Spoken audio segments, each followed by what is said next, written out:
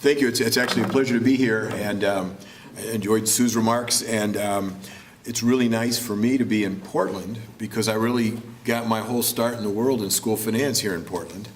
I was studying as an undergraduate at UCLA and came to Portland to work in a political campaign, decided I really was going to stay.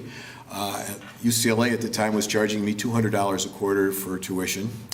And I transferred to Reed College and experienced private school, private university, private liberal arts college sticker shock. It cost me $2,000 a semester. That's all we'd have to pay now. But so to pay my tuition, I helped the Portland School District design political strategies around levy elections and found that the whole system of the way Oregon was financing its schools seemed really kind of screwy. And so that became my senior thesis. And I worked for the Oregon School Administrators. And then I got my first real job working for the Northwest Regional Education Lab here in Portland. It's now Education Northwest, and for those of you who know, there are buttons that they've passed out to you advertising our adequacy model, evidence-based model. So it's just come in a perfect circle here today for me.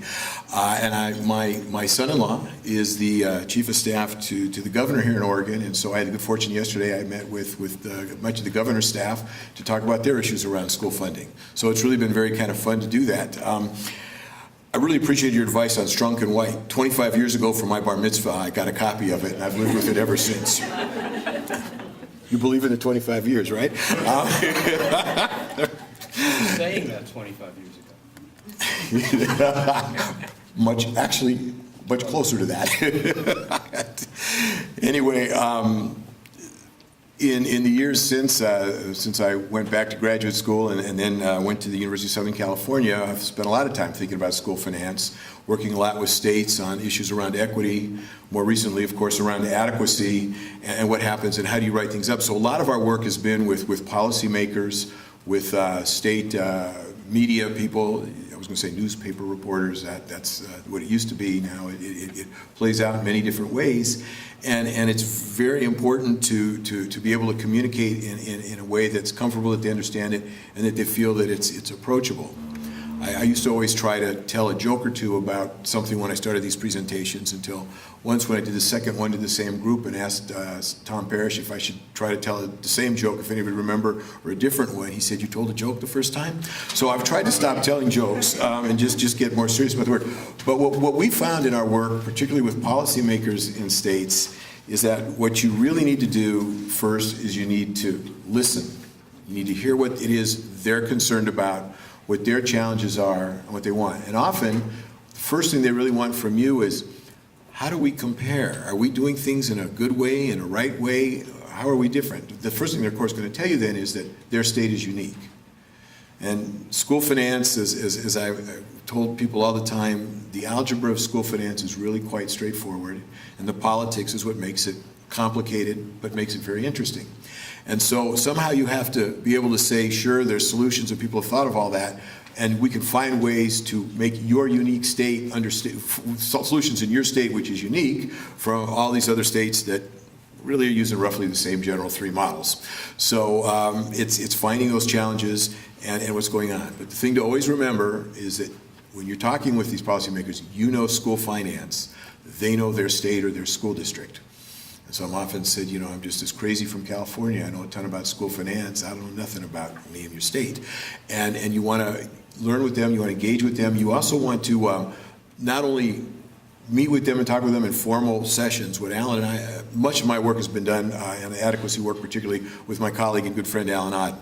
And what we've spent a great deal of our time doing in the states that most deeply have used our models to design their funding systems is we've spent days and days and days in front of the legislative committees charged with the task of thinking through the school finance model and explaining it, and explaining it, and explaining it, because these are complicated things. Because the first thing happens in an adequacy stage, you go in, you lay out the model. And there's a lot of it, and all the people in the back, all the special interests all have things, so the legislators all go back, they talk to their folks, they have some unformed questions when you come a month later.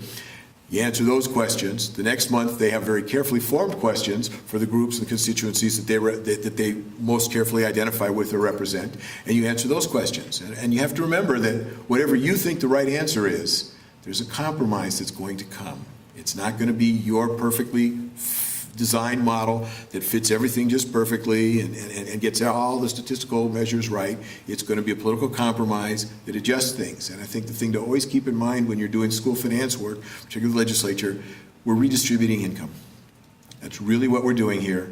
We're redistributing income. It's hugely controversial, it's hugely expensive, and it matters a lot to people. So you have to be prepared to understand that no matter what you do, they may or may not like you. The real question is sort of then what becomes your role? You provide a great deal of expertise. Again, we know about school finance. We know it's worked in other places. We can help identify and work with what options work best. But honestly, sometimes the best solutions come from listening to the people in the state and helping them form their model. They have an idea. And then really it might be that what your real best job is to take the blame. And I say that not facetiously at all. I think one of the states where I've had not only this experience, but probably a very long continuing relationship has been Vermont, where in 1996, I called a state senator I knew after the Brigham decision, and I said, Brigham decision is a great decision for two reasons. It's 26 pages long, so it's very short, and it quotes extensively from my favorite textbook. So it was a great one. I said, but I'd like to help. And I came out there, and they actually knew what they wanted to do. It's called Act 60. It's very controversial. Depending on where you sit in the world, even today, you like it, you don't like it. I came in, I said, yeah, you can do this. This will work. This will meet the requirements of Brigham. This will be very good. And I walked away, and I was the bad guy. And then they went and implemented and figured it out, and whenever something came up, they blamed that consultant out in Los Angeles, right? You know, what does he know? And it worked for them. I've been back several times working with them in state policy forums. I've done several studies with them on adequacy. We've had a lot of great work with them. So it works, but sometimes you just take the blame as part of this process, and you're never quite sure what to do. I think the one benefit that it had is, as you know, New Hampshire next door has had a lot of school finance litigation challenges with no income tax and no sales tax. Solutions are hard to come by. I'm the only school finance expert in the country who's never been asked to come to New Hampshire because they hate me from Vermont. It's probably lucky for me because I think solutions there are particularly difficult to come by. So sometimes it works best. But really, when you're thinking about whether it's what you're writing, whether it's about designing whatever you're doing, I think that policy reports should be like systems. They need to be simple, transparent, and easy to understand.